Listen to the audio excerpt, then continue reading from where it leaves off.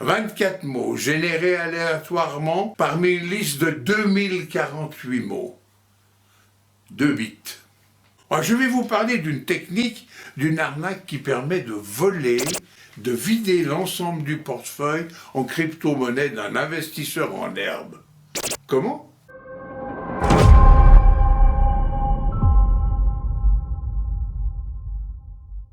Les comptes en crypto-monnaie sont-ils sûrs, archi sûrs? Tu crées ou tu transfères de l'argent sur un portefeuille virtuel, lui-même enregistré sur une plateforme réputée comme Binance ou Coinbase. On va parler le français, hein, j'aime mieux, on dira Binance ou Coinbase. Tu choisis un mot de passe que tu crois sécurisant parce qu'il est hyper compliqué. Tu fais gaffe à utiliser une double authentification. Tu as un levier de sécurité ultime qui est la phrase de récupération. La fameuse phrase de récupération. 24 mots générés aléatoirement parmi une liste de 2048 mots. On te dit de poser cette liste sur papier et de cacher ce papier. En cas de blocage du compte, ces 24 mots devront être restitués dans l'ordre imposé pour ouvrir la porte d'entrée du portefeuille en crypto correspondant. C'est le paramètre à ne surtout pas communiquer et à garder précieusement. Tu crois qu'en gardant ces mots secrets, tu es à l'abri de toute mauvaise surprise, d'un vol par transfert de ton argent vers le compte d'un hacker. Ouais, tu y crois ? Erreur, grave erreur. La crypto-monnaie est aujourd'hui dans la tête à tous, à défaut d'être dans leur porte-monnaie. Mais aujourd'hui, 5000 bitcoins, c'est 185 millions d'euros. Quand même, une grosse somme, hein. T'as plus qu'à acheter un coffre-fort, pas pour y mettre ces millions, tu ne les as pas, mais pour y protéger le carnet qui contient les 24 mots.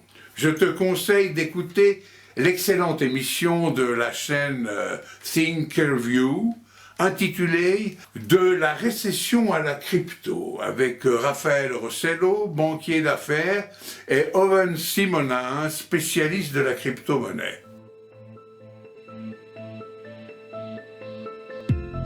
Raphaël Rossello, Owen Simonin, bonsoir. Depuis que Tesla et Elon Musk ont ouvert la voie des paiements en monnaie virtuelle, comme le transfert de Messi à Paris au PSG, en tout cas pour partie, le monde s'est intéressé à cette nouvelle forme d'investissement extrêmement volatile et risqué. Chacun veut coacher l'autre pour emmener les amis, les connaissances, la famille dans cet investissement spéculatif. Mais s'il est extrêmement volatile et risqué, le compte en crypto-monnaie est-il sûr?